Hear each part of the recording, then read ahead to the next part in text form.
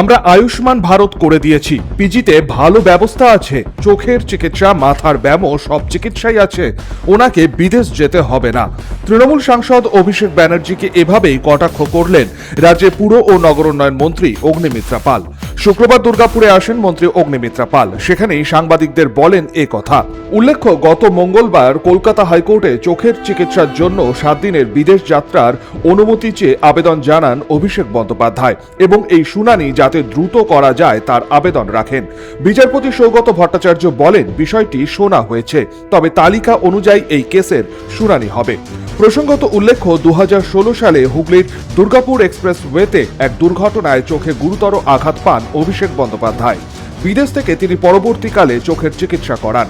সেই কারণেই তিনি ফের বিদেশ যাত্রার অনুমতির আবেদন জানান এবং তড়িঘড়ি শুনানি আর্জি রাখেন, যা বাতিল করে দেন মাননীয় বিচারপতি।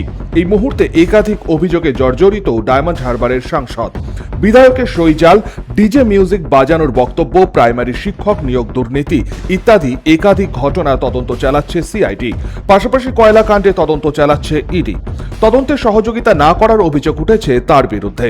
হাইকোর্টের নির্দেশের পরেই ইতিমধ্যে তিনি হাজিরা দিয়েছেন ভবানী ভবনে সিআইডির কাছে।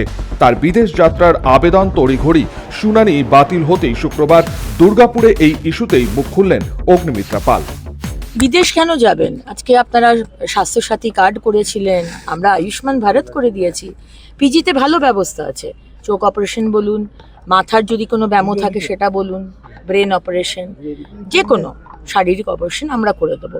অভিষেকবাবু, আপনাকে বাইরে যেতে হবে না, আমেরিকা, দুবাই, সিঙ্গাপুর যেতে হবে না, আমরা এখানে ব্যবস্থা করে দেবো। আয়ুষ্মান ভারত কার্ড আছে তো, খরচার জন্য চিন্তা করতে হবে না। সনাতন গড়াই, 99 নিউজ বাংলা, দুর্গাপুর।